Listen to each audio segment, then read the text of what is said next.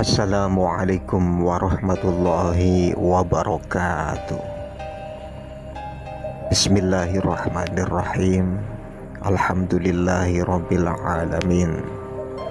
Allahumma sholli ala sayyidina Muhammad wa ala ali sayyidina Muhammad. Para pemirsa dimanapun Anda berada, dan para sahabat DC Channel yang semoga semuanya dalam keadaan sehat, lancar, berkah, dan penuh keselamatan di segala hal. Salam Nusantara. Jayalah Nusantaraku, jayalah negeriku, jayalah Indonesiaku, berkahlah Indonesia tercinta.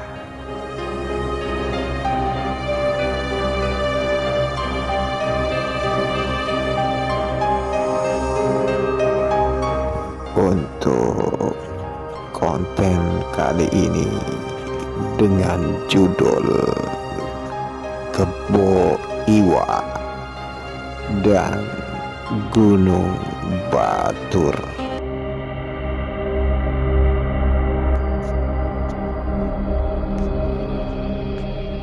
Cerita rakyat ini diangkat dari Provinsi Bali. Cerita ini termasuk kategori legenda.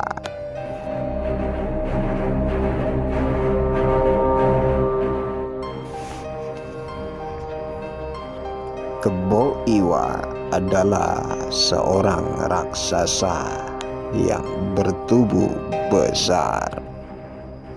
Tubuhnya gendut dan makin hari tubuhnya bertambah besar. Makanannya banyak sekali. Ia suka membantu penduduk desa membuat rumah, mengangkat batu besar, dan membuat sumur. Ia tidak minta imbalan apapun.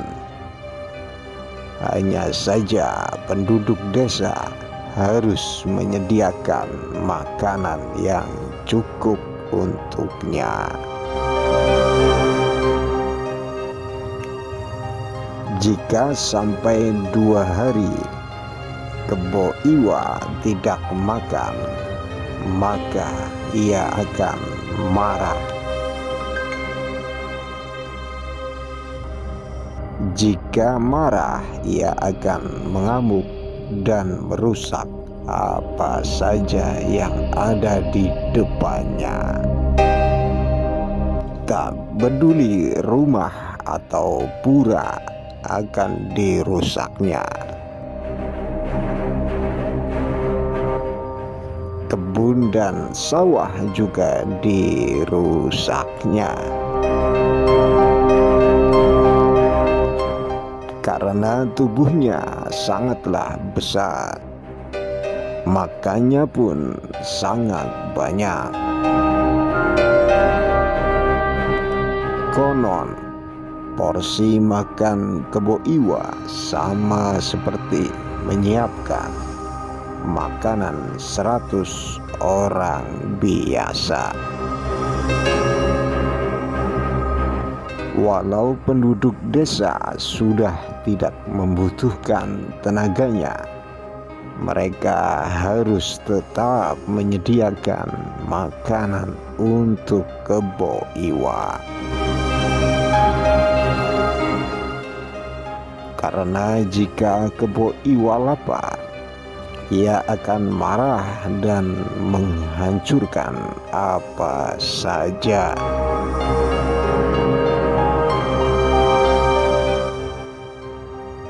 Hingga tibalah musim kemarau. semua lumbung padi milik penduduk mulai kosong.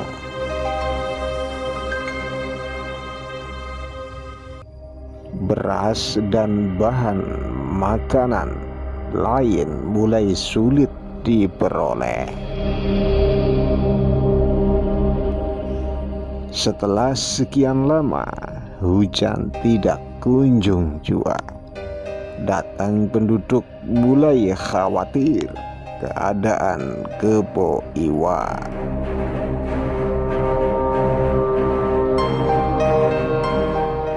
Sebab jika ia lapar, pasti akan mengamuk.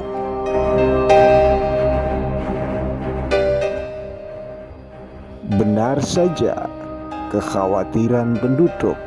Suatu hari Kebo Iwa merasa lapar, tapi makanan belum siap karena persediaan penduduk desa sudahlah habis. Jangankan untuk Kebo Iwa, untuk mereka makan sendiri saja sudah tidak ada.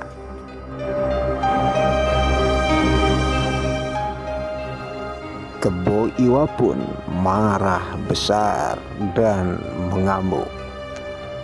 Ia menghancurkan rumah-rumah milik penduduk. Pura sebagai tempat ibadah pun juga tidak luput dari amukan Kebo Iwa.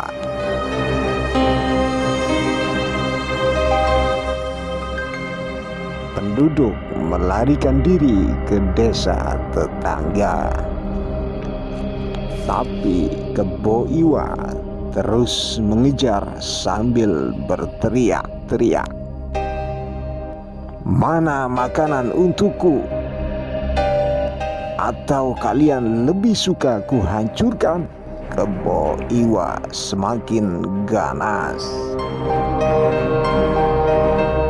Ia tidak hanya menghancurkan bangunan, tetapi juga memakan hewan-hewan ternak milik penduduk. Para penduduk pun juga menjadi korban keganasan Kebo Iwa.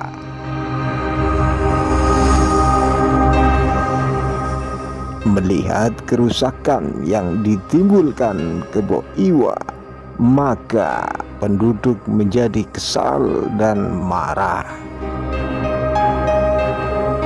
Mereka siasat untuk membunuh Kebo Iwa.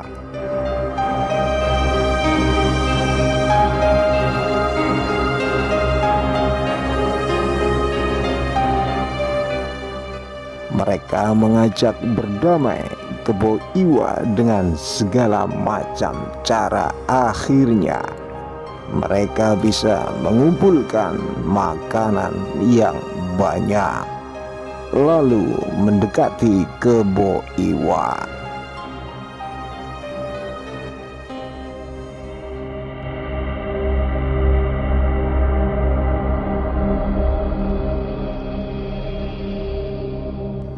Pada saat itu, Kebo Iwa baru saja menyantap seekor kerbau. Ia kekenyangan dan berbaring di atas rumput.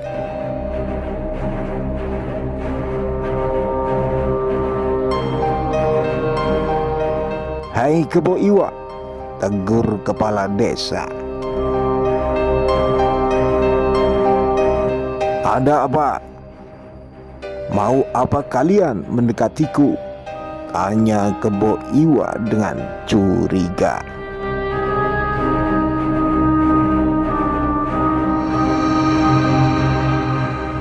"Sebenarnya kami masih membutuhkan tenagamu. Rumah-rumah dan pura banyak yang kau hancurkan. Bagaimana kalau kau membantu kami membangunkannya kembali?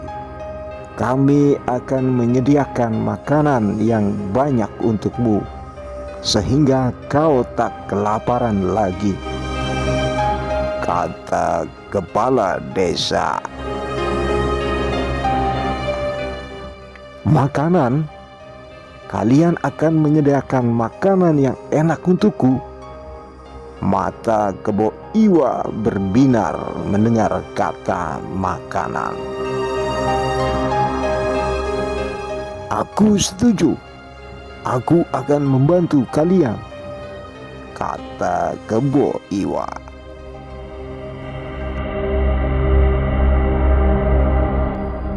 Lalu warga dan kepala desa menjawab, tapi kau juga harus membantu kami membuatkan sumur besar, karena kebutuhan air penduduk semakin meningkat.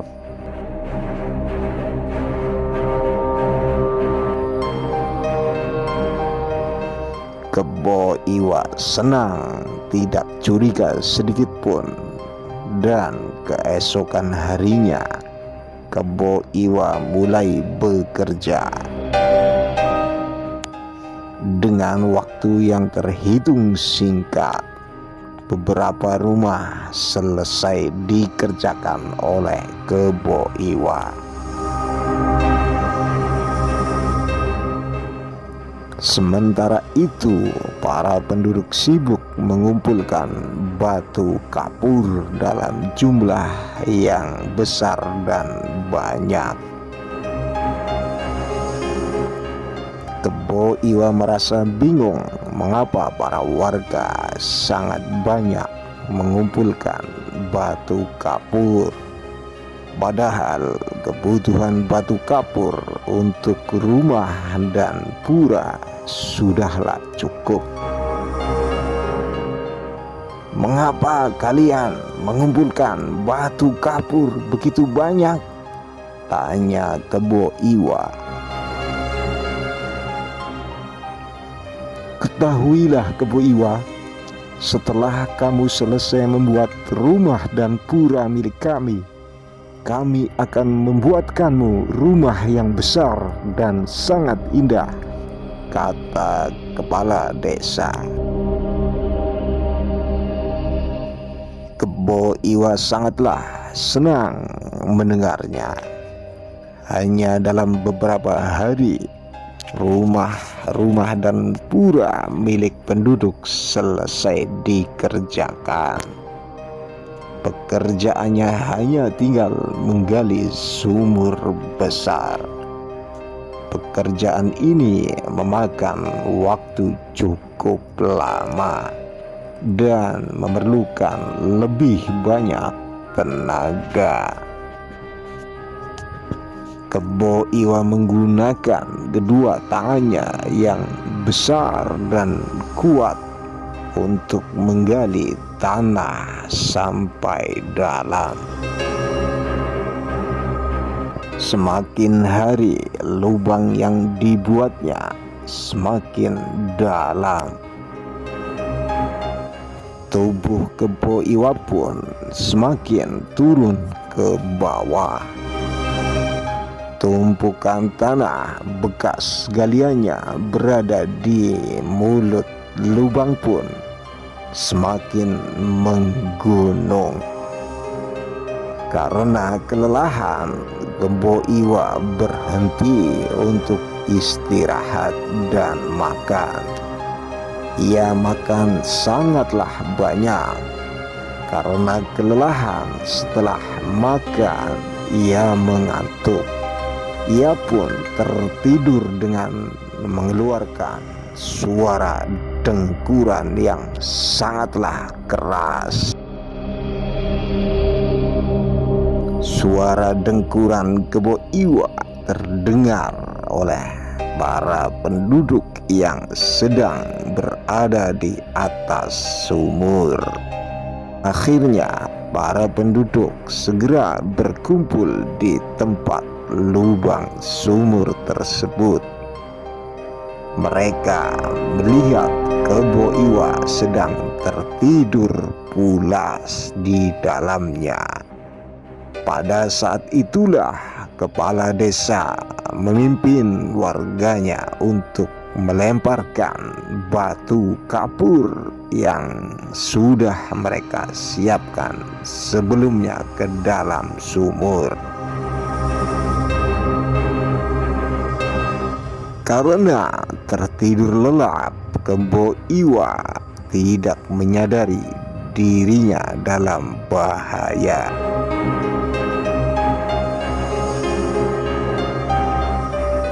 Ketika air di dalam sumur yang bercampur kapur sudah mulai meluap dan menyumbat hidung Kebo Iwa, barulah raksasa itu tersadar. Namun lemparan batu kapur dari para warga semakin banyak. Kebo Iwa tidak dapat berbuat apa-apa. Meskipun memiliki badan yang sangatlah besar dan tenaga yang sangat kuat, ia tidak mampu melarikan diri dari tumpukan kapur dan air sumur yang kemudian menguburnya hidup-hidup. Kebo Iwa mengglepar-glepar selama beberapa saat. Gerakannya menimbulkan gempa sesaat, tapi kemudian reda dan diam. Kiranya Kebo Iwa telah tewas terkubur di dalam sumur.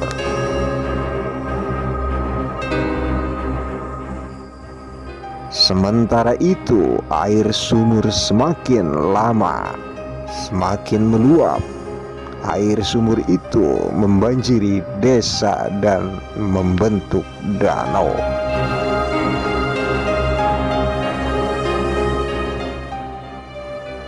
Danau itu kini dikenal dengan nama Danau Batur.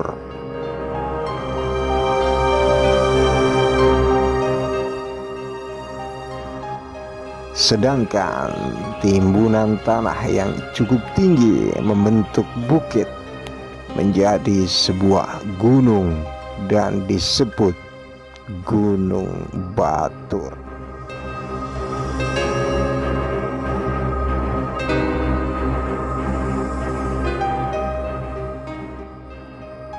Para pemirsa dimanapun Anda berada, demikianlah sekilas cerita rakyat dengan judul Kebo Iwa dan Gunung Batur. Wallahu a'lam bishawab.